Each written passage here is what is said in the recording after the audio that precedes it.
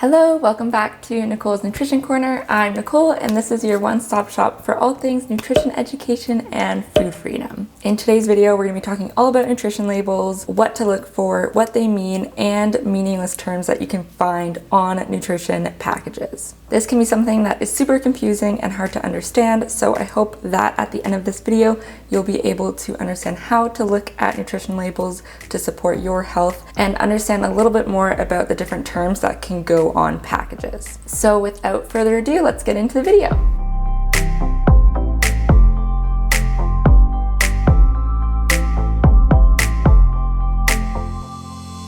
So to start off the video, we're going to work through a nutrition label together, and I'm going to teach you and break down all the different components of the nutrition label. So I found a Quaker granola, and it's the oats and honey almonds kind. I'll just pop it right here and let's get into it. Let's start with the serving sizes. The serving size is directly under the nutrition facts label, and it indicates how much the quantity of food is that the nutrition label is talking about. Now, sometimes different products will try to confuse you, or they'll make the serving size something that doesn't make sense or something that we don't measure food out in. So that's something to watch out for when you're looking at the labels. And also, the serving size doesn't indicate how much you should be eating. Sometimes the serving sizes are really small and people actually will eat more than that. And so it's important to note that you don't need to eat the amount that's on the serving size. You can either eat less or more depending on how much you need. So after this, it lists out the calories, the fat, the cholesterol, sodium,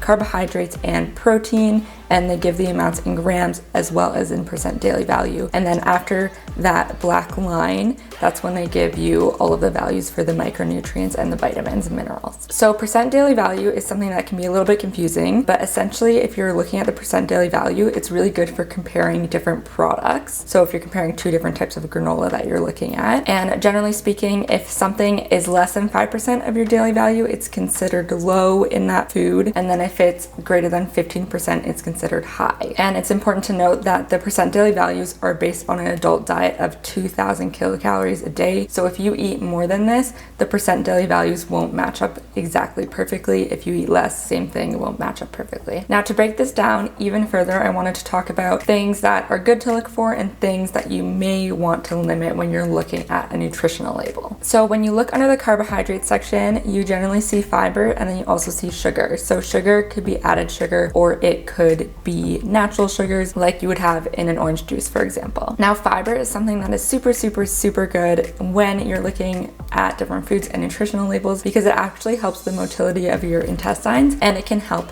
with satiety. So fiber in meals can help keep you full for longer. So that's definitely something that you want to look for especially when you're looking for whole grain products. And then it's also really great to look at the vitamins and minerals in that section below. Those are all, they could be either natural or they could be fortified foods, so they get added in, but these are all great things to look for in your nutritional label that you would want to be on the higher end of the percent daily value. Okay, so now for things that you may want to limit. Let's look at fat and the different types of fat that are under the fat in the label beside me. So in this one, we have the saturated fats and the trans fats in one little section, and then we have the polyunsaturated and the monounsaturated fats. So overall, for a healthy diet, you want to be striving to limit your saturated and trans fats, and you can actually optimize your monounsaturated and polyunsaturated fats.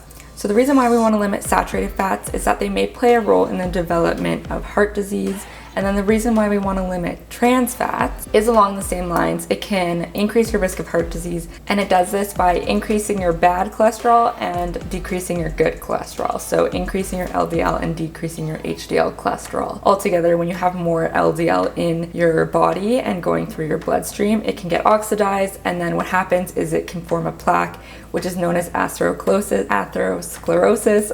Oh my gosh, words are hard, which is a contributing factor to heart disease. And then under the fat section, you can see the cholesterol. This is also something that we will be wanting to limit because it's along the same lines as saturated and trans fats, and it can contribute to your development of heart disease.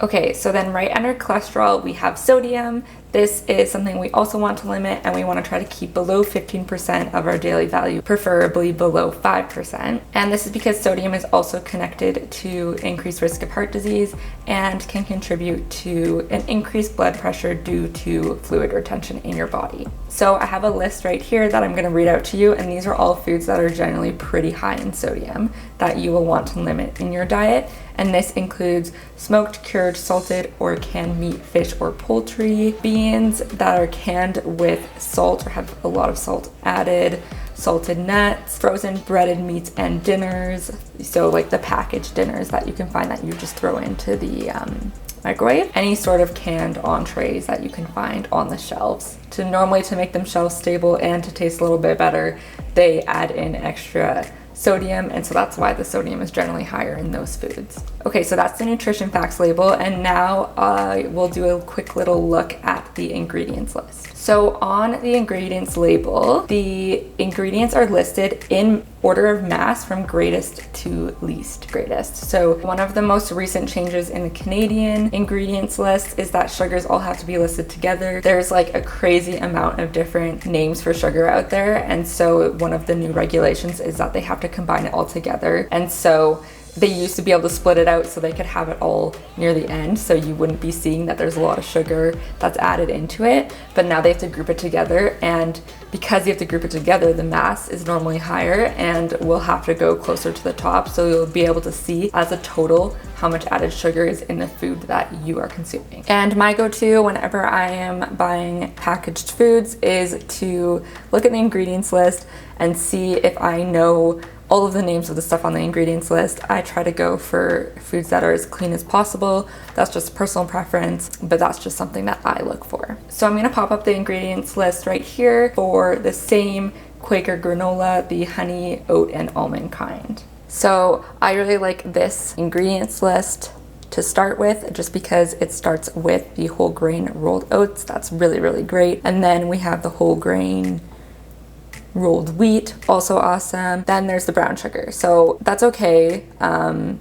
There's normally a lot of sugar added into granolas. That's why I try to make mine myself, because I can control how much sugar I go into it, but at least it's not the first or the second ingredient. And then they have the oil, the whey, which is the protein. Overall, pretty good for a granola. Okay, so now that we have talked about the whole nutrition facts label, so nutrition facts and the ingredients list, I want to talk about some of the packaging and the rules around packaging and what you can say on packaging in Canada, and just different things that you should be aware of and can look for when you're doing your grocery shopping. So I'm going to start off by talking about something called nutrient content claims. So nutrition content claims are regulated by the government and the governing body that regulate foods, and what they do is they highlight a specific nutrient that is in the food. So some examples of this would be free, no, without, reduced, and it's important to note that it only actually highlights one nutrient, so it's still important to look at the whole nutrition label and the ingredients as a whole to make sure you're getting what you need out of the food. So I actually